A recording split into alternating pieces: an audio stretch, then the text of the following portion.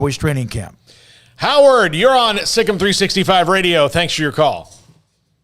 Hey, I love your guys' show. I'm calling you from Salem, Oregon. Oh, awesome. Absolutely great. Yeah, and I've been listening for the last couple days. I just found you on YouTube. You guys are great. You know, I want to mention something, and I know you guys are talking about the money, which is huge. I mean, money in politics basically controls a lot of stuff. But I think there's other factors involved in this whole thing around the country, and I think it's the philosophies of the conferences. You know, we're dealing with the Pac-12 out here, and, you know, I'm talking about, this could get me in trouble, but I'm just being honest, wokeness and political correctness. You know, and I think that's a big thing, and I think it permeates the Big Ten. And I just got back from living in Little Rock, Arkansas. I was doing a job. I lived there for 5 months, and before that, last year, I lived on the Central Coast in California. I'd kind of travel around and work. I'm an older guy, but I still work. And one thing I admire about the SEC, you know, it's winning. You know, I think some of these other conferences, it's kind of like the gymnastics and the soccer team that we have in the Olympics, you know. I think they got rolled up into these philosophies, and look what happened to them. And I just kind of look at the champions of the major sports that we had. You got Baylor, which is a Christian-based school, conservative, I would say. You got Alabama down in Tuscaloosa, conservative, I would say. And Mississippi State in baseball, conservative, I would say enough to draw Mike Leach away from Washington State. You know, and I think maybe that's not the primary focus, but I don't know if you guys get Pac-12 basketball. A lot of times we get Bill Walton, and he talks about, you know, is greenness and sustainability. And I tell my wife, I say, let's turn the sound down and get a local radio station on, because I get sick of listening to the guy. To tell you the truth, he was a great basketball player, but he's just out there, you know? And I think that's an issue around the country. I really do. I think the conferences need to focus on winning and forget some of this other crap, because every other commercial is about this junk, you know, that most of America doesn't believe in. Hey, man, we appreciate the call from Oregon. We thanks for your time. We got, I think, pretty much what your opinion is on a few things. I do think that, like, I think the basic point, though, that I very much agree with Howard is the SEC does not get in the weeds about political issues. Yes. They don't get in the weeds about it. It doesn't mean that the schools don't have different philosophies. I mean, there are probably liberal and conservative schools within that construct, but the reason the SEC works is that they all move in one direction, which is why it was so surprising that Texas wanted to go, because Texas goes their own direction. You know, I think that because of that, like, they don't, like, all the stuff about, you know, this and that and this issue and that issue, they approach it as a group and not as individuals, which is why they work so well, because they've already agreed this is what we're going to do. Yeah, I think if politics does come into play, it's certainly maybe between, you know, certain leagues and their presidents, or maybe seeing differently. But you're right, the SEC, why they're successful is they have great leadership. I mean, that's bottom line. They have tremendous leadership, while the Big 12's commissioner is asleep at the wheel, holding media days, acting like everything's peachy. The SEC commissioner is sitting there poaching the two top schools in the conference. There's a little bit of a difference there. And was also involved in the same meetings with the Big 12 commissioner about expanding the college football playoff, knowing what was about to happen. Knowing that the SEC would benefit as much as anybody, because they were about to make this giant move. So, yeah, I mean, politics does come into play in everything, unfortunately. But I think the main reason why the SEC is so solid is because, the leadership that they have, and just they move in one direction. They don't have a lot of this infighting, and if they do, it gets squashed really, really quick, because Greg Sankey says, hey, cut it out. We'll deal with it, but, you know, stop all this. Meanwhile, Big 12, every year there's, you know, somebody crying about something or complaining about something, or you what's know, a penalty? What's a, you know, horns down's a penalty, or, you know, whatever. And so there's just a massive difference in leadership. I think that's bottom line when it comes down to, and you see the SEC move, and you see the rest of the country going, huh? And Yeah, that proactiveness, that strength at the top is really what's guided them. It's the same thing that's happened, and a lot of it is because they realize their hands are tied here. There's nothing they could do about it. But what could have been a flare-up that could have been created something was A&M all of a sudden being blindsided by this as well. And yet, guess what? It's going to be a 14-0 vote to include Oklahoma and Texas in their conference. That would never have happened with the Big 12, ever. A&M was allowed to speak their piece, and once they did, it was over. Yep. Like, that's what Greg Sank will let you speak your piece. Okay, you don't want him. Okay, now we're going to deal with this behind closed doors. Everyone knows how you feel. Let's go. And, oh, by the way, nobody started from the conference they're in taking shots at A&M. No. Think about that. You didn't hear Florida ripping them or LSU ripping them. They all just said, okay, they're a member. Let them vent. Now let's go back to the dinner table and enjoy the meal. I will say that is one thing that I always appreciated about the SEC versus the Big 12 was, Auburn and Alabama hate each other, but when it comes down to business, they get down to business, and they throw out the Iron Bowl, anger and hatred and all that, and they do what's best for themselves and for the conference that they're in. And I could probably count on one hand the times that the Big 12 in their entire existence of 20-plus years ever was all on the same page. There was always an issue. Texas was always mad about something. Oklahoma's always mad about something. Baylor's mad about – I mean – it's the most dysfunctional conference and has been for a long time, and that's why I think that even if it continues to exist, I saw somebody else mention this. I had the thought as well, but just change the name, change the logo. I know it doesn't make a whole lot of difference, but the Big 12 brand, as far as I consider it, I just think it's dead and dysfunctional, and it needs to move to the wayside, even if there is an existing Big 12 esque conference that still results at the end of this. Yeah. Raymond in Oklahoma, thanks for holding. You're on SicEm365 Radio.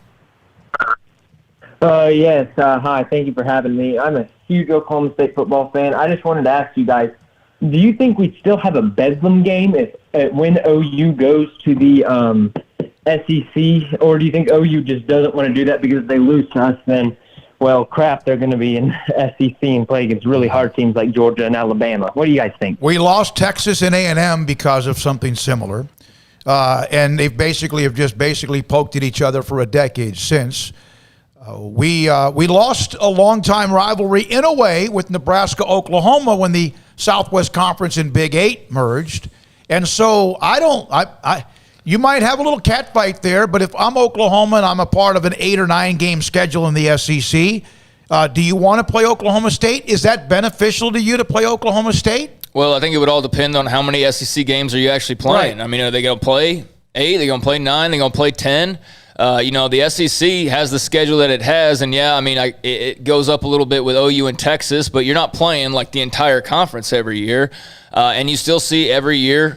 Georgia's playing they're playing Clemson, or, Alabama's playing anybody, name Oregon or who. I mean, they don't still shy away from those matchups. So I think that it could still exist. I mean, it would be, more of Oklahoma's prerogative on that than probably Oklahoma State's. And, maybe Oklahoma State has one of those like, well, we don't want to play you right, kind of things because of just the hurt feelings. But no, I would think both schools would want to continue Bedlam, and like I said, the SEC still has major non-conference games. Well, yeah. Does it become Georgia Tech, Florida State, South Carolina, Clemson, or does it become A&M and Texas? Exactly.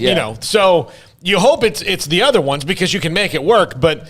And again, to me, it's worth it even if you have to play 9 SEC games for one of those games in a 12-team playoff year to be a huge rival. Yeah, I mean, I think it was awful when A&M and Texas went away, and I didn't have any dog in that fight. But I mean, if anything, I got annoyed every November hearing about the fact that it wasn't being played. So I'm glad that those articles will go away finally. But yeah, that would be a shame if Bedlam ceased to exist. I don't know. That's a great question, but. We'll see. Yeah, who knows? Everything you may say never going to happen, and look where we are right now, why it's happening. 254-339-1122. All right, Floyd from Louisiana, thanks for your call. You're on SicEm365 Radio.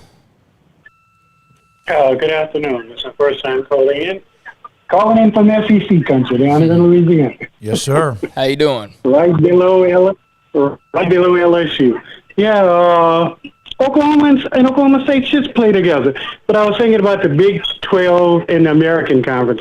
They should just merge together and take the name the American Conference, because the Big 12 would get the advantage of getting Lloyd cities like Houston, Cincinnati, Memphis. It would benefit them, the TV markets and everything else. Everyone keeps saying that the American is not as good. The American has great teams. You got UCF in Orlando, which is the largest university in the country, and you got USF in Tampa. So I don't think anybody in the Big 12 should look down their nose at the American. And Tulane in New Orleans. So they would be getting large cities instead of small towns. Floyd, look, I actually, we've heard that idea a lot, and I think that's the Big 12 team's last choice, just because they don't want to bring those teams up to the level. But I mean, part of me thinks like maybe that would work. Well, and here's the thing. Easier. We've discussed this before. Houston does not carry the Houston market. Others do. A&M, Texas, and among maybe even LSU. I don't know.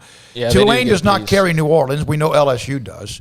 UCF doesn't really carry, although they've had a nice little run lately. They don't carry like Miami or It's the Tampa. Orlando market is what it is. And then with USF, my brother went to the South Florida and Tampa.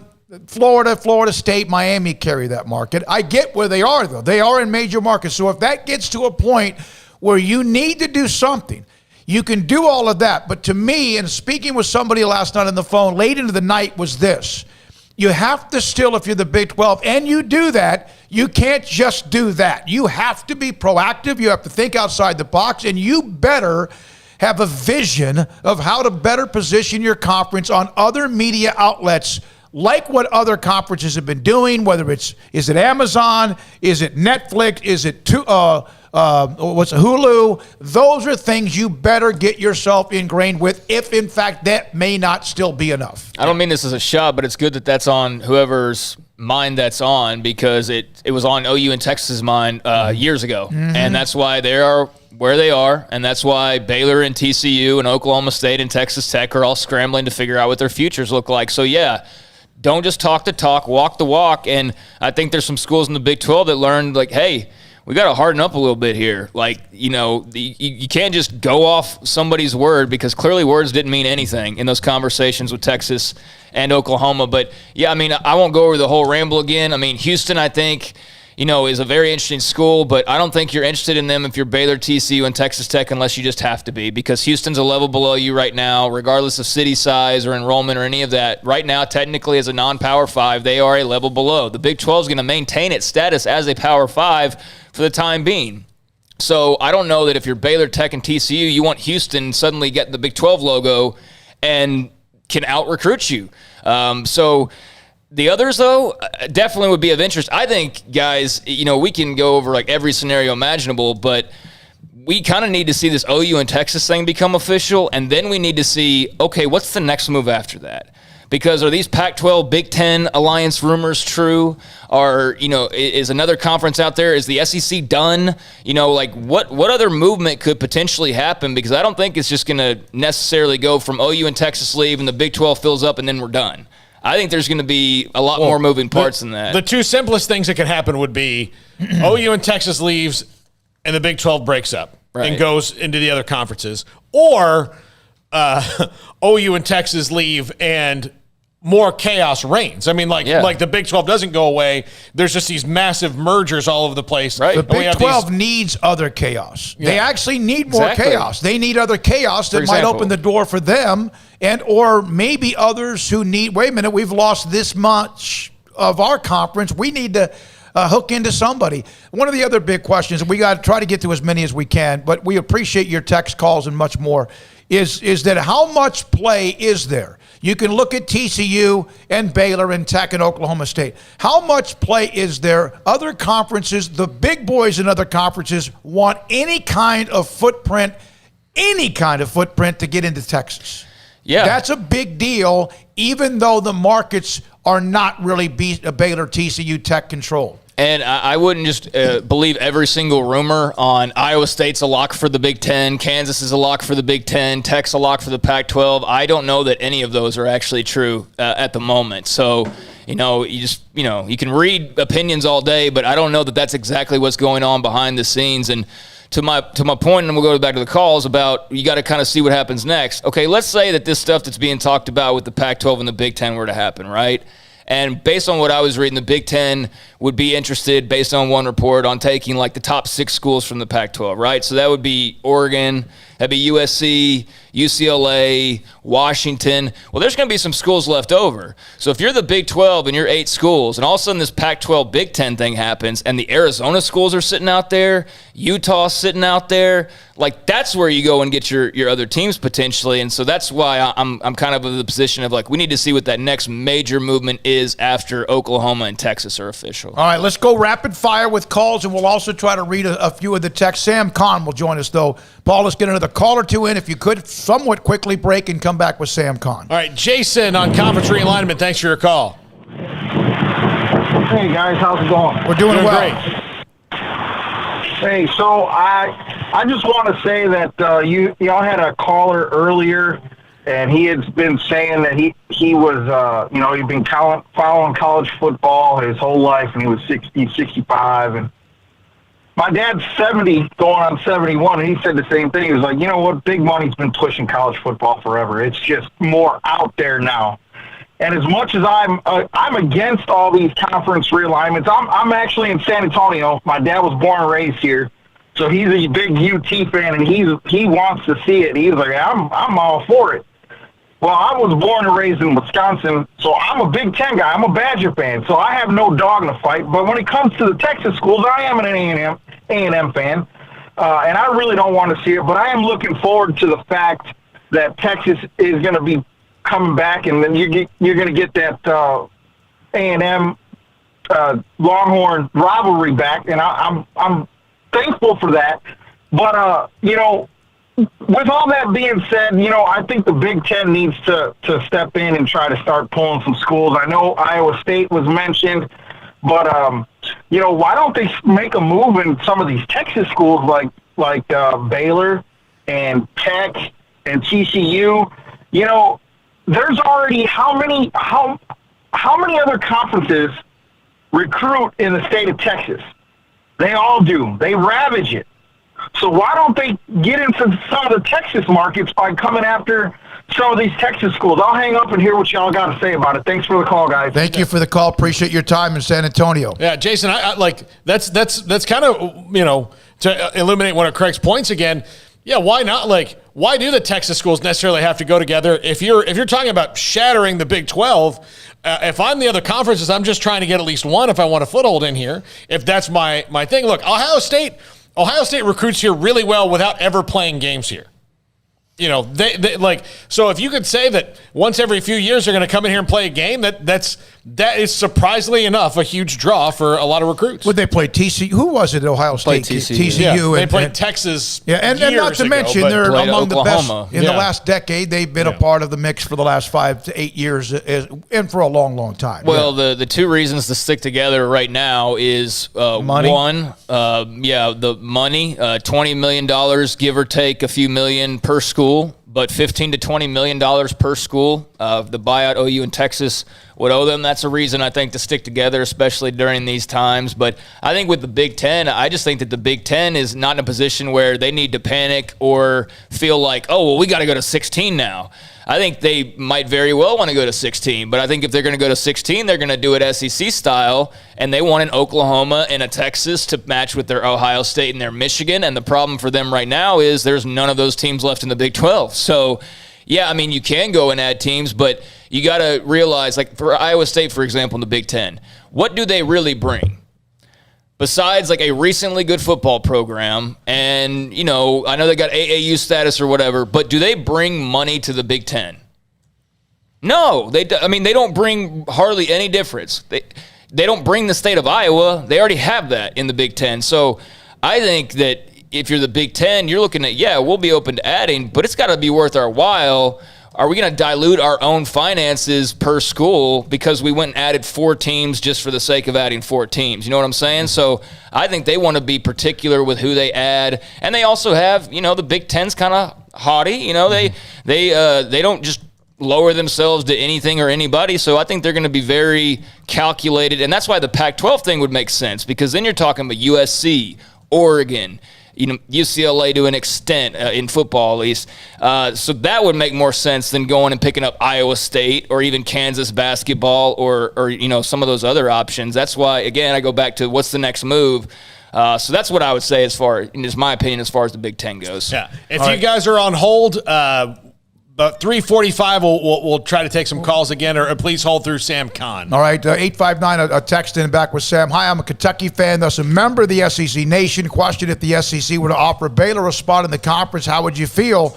I don't think they'd let the sentence finish. Yeah, are you kidding? No, it could be. It's like some.